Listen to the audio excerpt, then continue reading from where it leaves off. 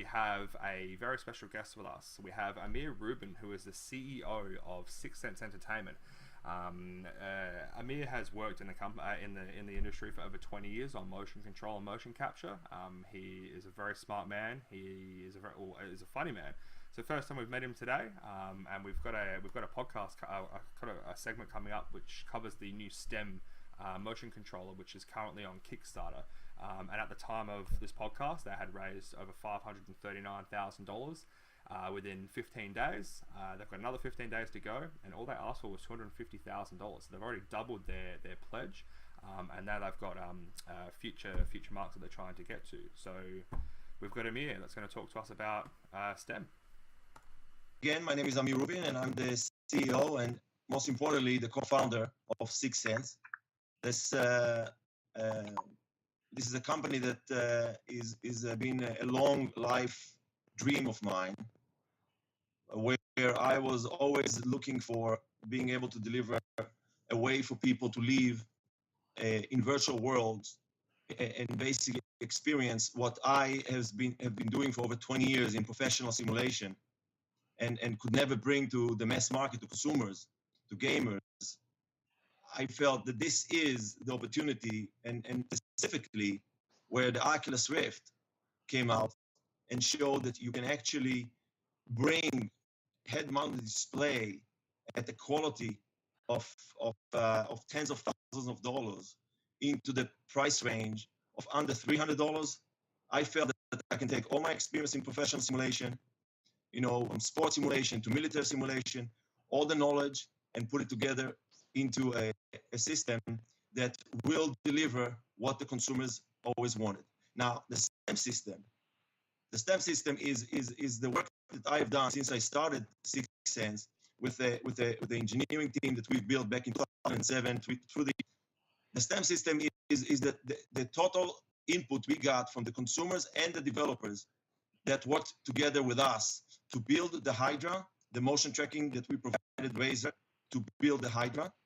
And then since the wireless technology was too expensive at the time to bring to the market back in 2011, we continued working with the community, getting feedback from the community, and understanding what is the Hydra missing, of course, obviously, outside of the wireless, and then put it all together in the STEM system and delivered on what we feel is the best solution for virtual reality as a start, interacting with digital media and with virtual reality and virtual worlds. And then we believe that beyond that, hopefully, there's many additional applications we can discuss.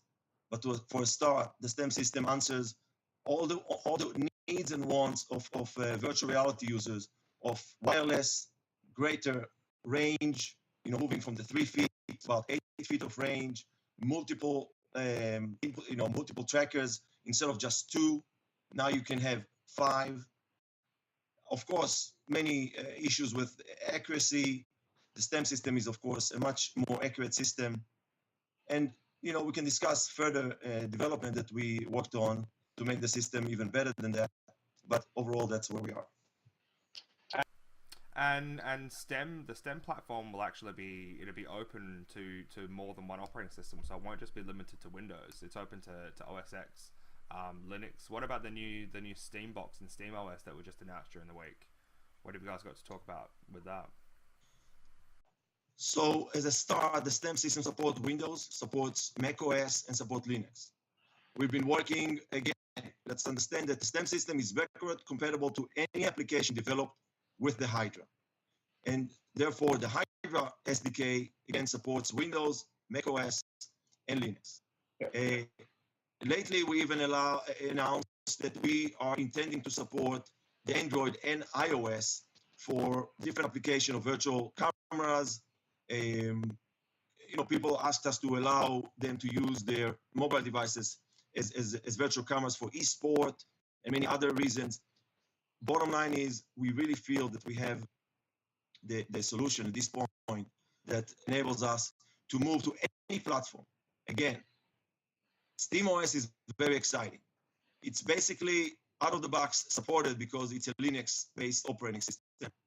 As you where we are very close with Valve. They allowed us to use Portal 2 with the Hydra. We released the motion pack. They are currently, we are already, as you might have seen, a split screen for STEM controllers, the STEM prototypes, split screen, working with the co-op mode for Portal 2. At the same time on a PC. It's been an unbelievable experience here in the office. Soon enough, you will see even further that, but there's no question we will support the Steam OS, and we will support everything that Steam comes with. That's really yeah. That's really good to hear. Especially with STEM supporting virtually all games, because like the technology behind it, it doesn't actually tell the game that it's a motion input. It's just emulating the input for the way that the game's designed. So you can actually have virtual support or support for any game that's out there. So again, I don't want to mislead anyone to believe that integrated games is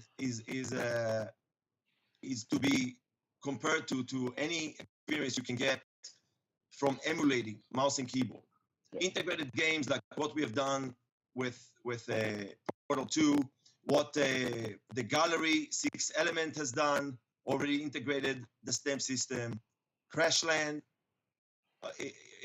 another indie developer has done an amazing job integrating our STEM system and worked with us.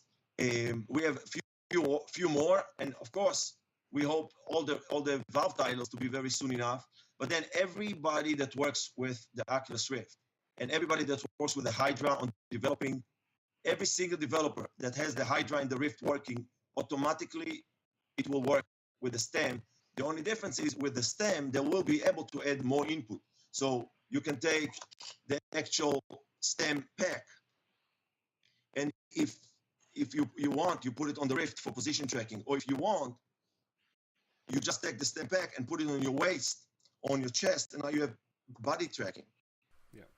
And have you got anything else there that you can show us? You've got some of the parts that make the STEM. Could you show us some of the stuff that you've got there? Exactly. So let's talk about industrial design. We worked very closely with the community to understand what is it that's going to make it more more appealing and more importantly for the developers to be able to expand on their ability to benefit from the investment they made in developing such amazing experiences. So we've came with a modular concept. So this is the STEM.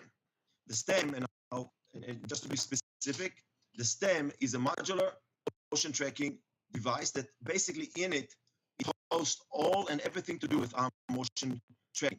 Again, specific to be technical a little bit for a minute, is our technology is electromagnetic, AC, electromagnetic motion tracking, and therefore it requires, this is all the technology, and I'm sure I'm giving you our development. This is our current prototypes for the STEM. So what you see here is the actual STEM board. It's all working. This is what goes into this. I'm having a problem with left and right here. Yeah. This is what goes into the STEM. Now, this STEM is now moving into different input devices. So the pack is basically enabling you to have batteries and the wireless that communicates with the host computer. It has what's the haptics. It has the processing, some additional processing. The bottom line is you take the STEM, you plug it here, and now you have tracking for your feet for the Omni. You have tracking for your waist. You have tracking for the Oculus. For again, 6 degrees of freedom, position and orientation. Now you're done with this. You want to put it into a controller. You take the controller. You got it. You take the STEM. You place the STEM in, and now you got motion tracking in the controller. Now let's say that there's a developer that made a golf game, as an example, and they want to expand on their business. They don't have expertise in motion tracking, and they don't want to get into it because it's not easy, I can tell you. And then they say, but we have the capability of making a very inexpensive tracker. So we give them the specification, and that's, by the way, never been seen before, just to be clear. This It's never been seen. We have not shown it. Okay. Well, Maybe I cannot. I take it back. Somebody might have taken it from the media that covered it, but I don't remember speaking about it. So here you have the ability to take a developer of a golf game, again, baseball game, boxing game, any game, and now you take the stem. We will release very soon the exact dimensions, the design. You plug it in, you got full tracking to a golf. That's again where we go. This was, by the way, inspired by Clang. Yeah. This was inspired by the whole Clang idea, where they came with a sword and tried to make it work with a Hydra. Yeah. And Hydra being wired and being, very, something very small, 3 feet of range, which is not enough. The stem idea was to allow Clang to be able to deliver a sword and allow the stem to provide them all the motion tracks. Okay. See, that is impressive. That's, to me, that's that next step we need from controller to mouse and keyboard to virtual reality. You've got no real input. You have to, like, when Rift is on, you can't see anything. Where if you've got a controller in your hand and you want to use a gun, like you can see in the background there behind you, you can actually physically hold something. But then if you don't want to play Rift, and like you said, you want to play a golf game, you can take the Rift off, you can put the stem into a little golf club, and away you go. That's, it's a next big step in the way that controllers are used on platforms. That really excites me because I'm the big 3D printer guy, and that means I can print my own controller and throw a stem in it, and it works. Let me talk about what we've done for 3D printing. We are huge fans of 3D printing, as you're aware, with the application that is my passion that we are developing. We spent years on developing it. It's almost 4 years now. It's called Make VR, and we can talk about it later. But one of the things that we did, and that's something that, we have not discussed it much. So in every controller, you have a special port on the top. This port here is allowing you to, we will release this port. The CAD drawing for the controller will be released. This area exactly. We will release one free example with a gun. You put it in. yeah. Now we're talking. Now you, with a piece of 3D printed. This is just 3D printed on a simple home printing on 3D printer. We will release this. We will release this for free for the community. Again, it's supposed to be an update, but never mind. We'll talk about it already. But I only brought it because of your background. Okay. And anyone will be able to 3D print anything they care about. Wow. Meaning, you want to make some crazy, Well, you can make a rocket launcher for a Battlefield game, for example. and you can just make something simple, like theme it with some kind. You can make a sword, or you can make some fun stuff that you feel like, some crazy head, some whatever, something fun. Today with the color printers coming out, you never know. I don't even want to know what people are going to do. I really don't want to know. But the idea is that I can have my controller and I can have it personalized with some crazy stuff. You can plug it here and it can cover the whole thing as a shield. Who knows what people are going to do? Yeah. But that's exactly the idea. The idea is to let anyone and everyone to do what they want to do with it. Consumers, developers, and hardware developers, when they want to make their own controllers, they don't have to bother. Again, everyone will use the same platform. So it is the developer works on every different every peripheral will work always on the STEM system. Yeah. I was pretty excited when I heard about the Steam OS, but this tops it. That just made my night. Especially because you're into 3D printing. That's that like you said, like that's a huge thing. Like Amir makes a good point where you're gonna be able to do 3D printing. Like everyone is gonna open up almost like a new market that's gonna open up, because there's gonna be people that are gonna make some really cool stuff. Like you said, like imagine a shield in a game that you can hold, and in Oculus Rift you're holding this big shield, and you're just holding like a really light plastic shield made from a 3D printer. but in the world, it's a force field. That's unbelievable. It's unbelievable. People are gonna put some crazy images of what they created Yeah. around the controller, around this sport. The things that people I'm telling you, that's gonna be amazing. You know, the funny thing is that we just came from New York for Maker Faire. I just spent the whole weekend in the Maker Faire, and we were there with brilliant generation, the next generation of this amazing country. And we've seen these young 6, 10, 15-year-old kids that, you know, we had the whole STEM system there on the table. We showed the demo, of course, of Make VR. And the point is that it was unbelievable, the ideas that this young people coming with and telling us. And one of the things they like the most is the idea. I basically ran like a survey with the kids, asking them, guys, how do you feel about it? Would you, you know, and it's a very heavy 3D printing community as part of the makers community. They just loved it. They said, this is brilliant. We will work with it. Even the parents that, you know, are not as intelligent as the kids, you know, those kids are all super bright, are, you know, said that's amazing for them to allow their creativity to come into, you know, even the input device, even the piece that connects them to the digital media can become personal. That's huge. Like, I worked tonight with a group of kids at our local makerspace, and I was teaching them Arduino programming, and they are the future. Like, this one kid was 13 years old, never seen an Arduino before in his life, and after 30 minutes of instruction, he started programming his own song. You know, the Arduino, there's, you know, we have some updates coming that will get you excited. I wasn't aware of that side of you, you know, but the bottom line is we should probably connect, you know, when we finish the maker, the Kickstarter, we should really connect and discuss some additional things, because right now I don't want to ruin the, you know, the upcoming updates, but there's very exciting stuff coming out, and the opportunities that we see as the gaming market and the makers market is coming together. There's this convergence that we see now, that gamers, meaning if you go into Valve, for example, and you visit, you will see a lot of the Valve guys walking around with the Dota characters 3D printed in their hands. Yeah. And you know, Valve can afford having color 3D printers.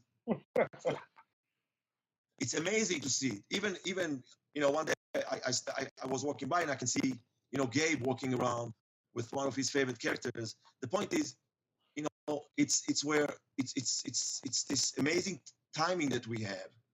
You know, we got very lucky. Let's not take credit for that. Pure luck. Can I also just add that how casually you got to say that you saw Gabe Newell walking around? The amount of people that are going to watch this video and just go, this guy just talked about Gabe Newell walking around. He was holding a 3D printed object. Everyone here wishes they could meet him. He's like a god online. Like, everyone calls him Gabe in that. They praise. Gabe is not the guy that meaning, again, not to make it like he's my friend or anything. We don't have really any personal relationship. You know, they helped us. They gave us Portal 2. They gave us support for many years now. I'm fully appreciative of everything they've done for us. But I can tell you, he's a very low-key, down-to-earth, normal guy. He's not changed. It's just you. And, you know, it's everybody. He's just like you. He's a gamer by heart. He loves games. Everything he does, he thinks from the perspective of the community. We learned a lot from the way they do things. It's always community first. Yeah. Well, that's you look at something like Team Fortress 2. That's just a community game now. That's turned from a title that they were selling to a free-to-play title where it's got its own business behind it. Like all the hats and items that people make, it's made a lot of people rich. Like, you got these kids that are 15 years old making $50,000 every 6 months by making hats and selling them. Like, that's the community. He drives a totally different market. It's really good. Really good. If you look at Dota 2, Yeah. you know, again, for a company like Valve, you know, Team Fortress, again, is in their core competency, meaning they are the FPS kings. Yeah. So, you know, I give you Team Fortress, but Look at Dota. They went to do a whole new genre. It's an RTS competing face to face with League of Legends and of course the Blizzard. The Blizzard, power.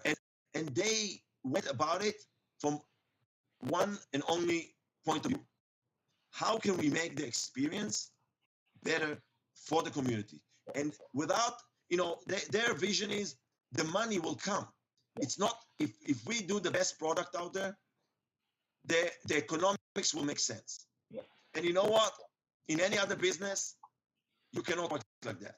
But because of the way they operate, and because they have the machine, or the Steam machine to support them, and the infrastructure they have with Steam to support, launching a Dota 2, with millions of people online and all that, now they proved that again, the concept of listening to the community and working the community slowly to bring and tune the experience to what the community wants actually works.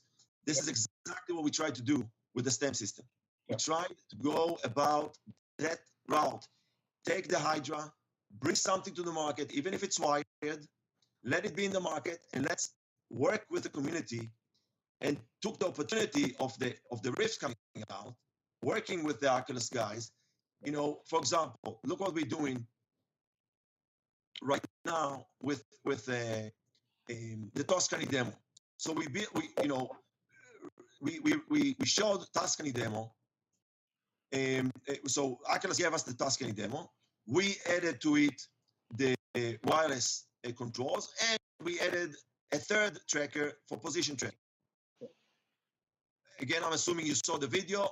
It looks great. Everybody loved it. Kotaku, Mashable, Engadget. Everybody loved it.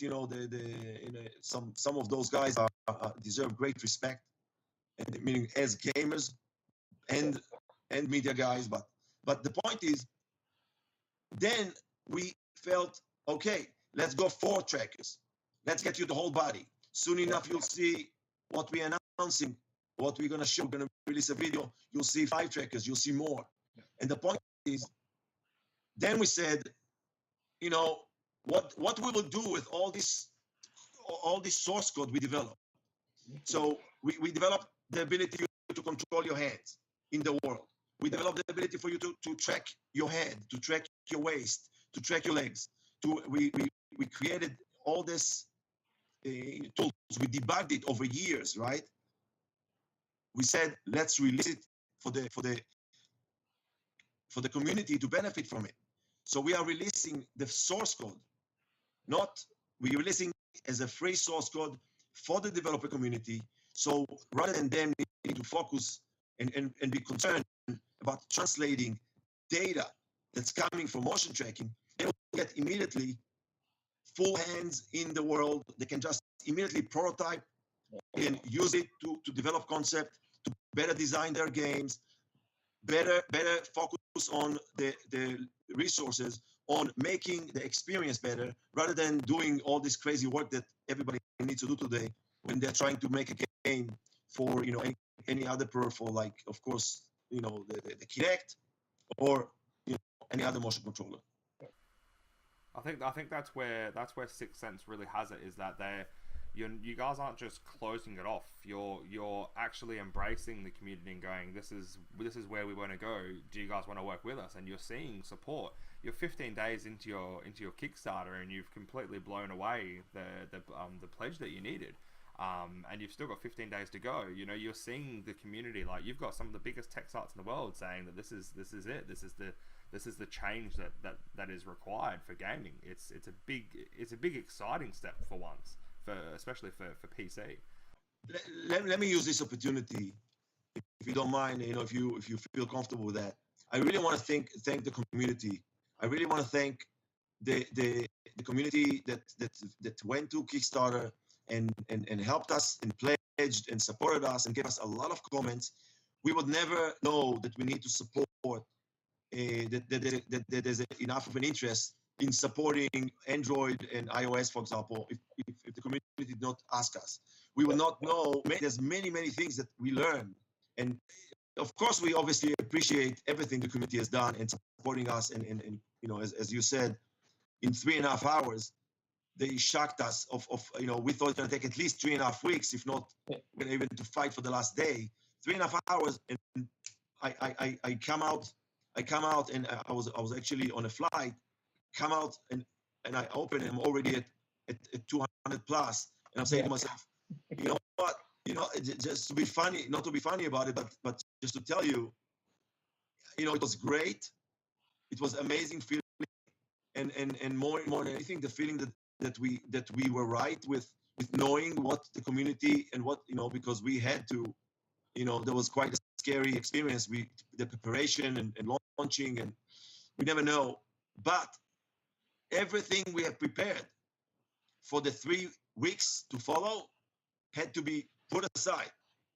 We had to put it aside and start from scratch, because now is about working on the next. Now we had to push everything that we planned for week 3 at best, or 4.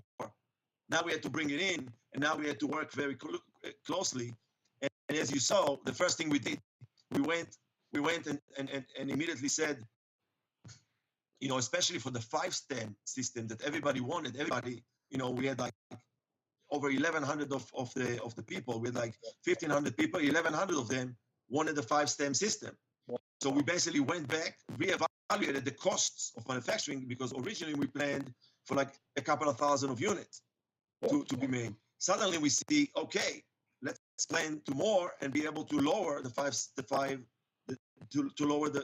cost of the 5-stem system. And that's how we were able, a few days ago, to lower the price. So, so people can benefit from it, because for us, as many units we get to the community, it's better chance that better,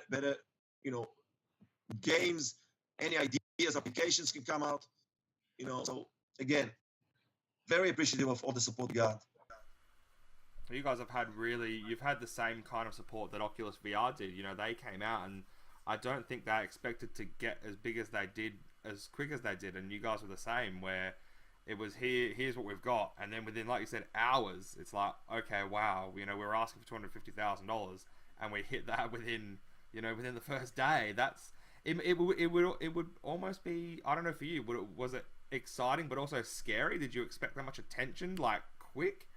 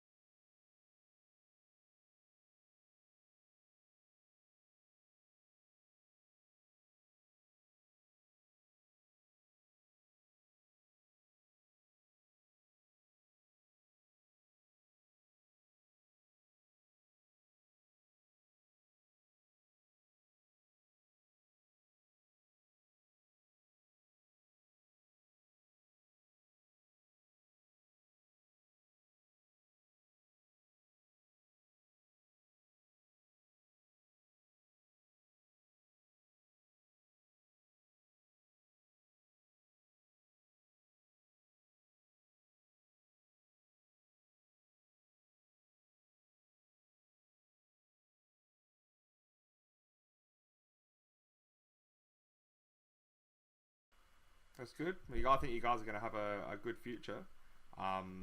It'll be good to see where you guys are. If by the middle of next year, STEM's going to be getting released to Kickstarter backers. It'll be an exciting time, like a year from now, to see where everything is. You guys will be talking what 2.0, like in the next couple of, like by the time you're getting up to that, you'll be looking at something new, something that's next generation. And that's what's scary, is that's all coming. You guys are on that path now. You've still got 15 days on Kickstarter left. That's that's a long time to get more and more funding as well. All right, so we might wrap it up there. Before the Kickstarter ends, did you want to come back on and have a quick talk before? Because it'll be 2 weeks. It'll probably be the day before the Kickstarter ends.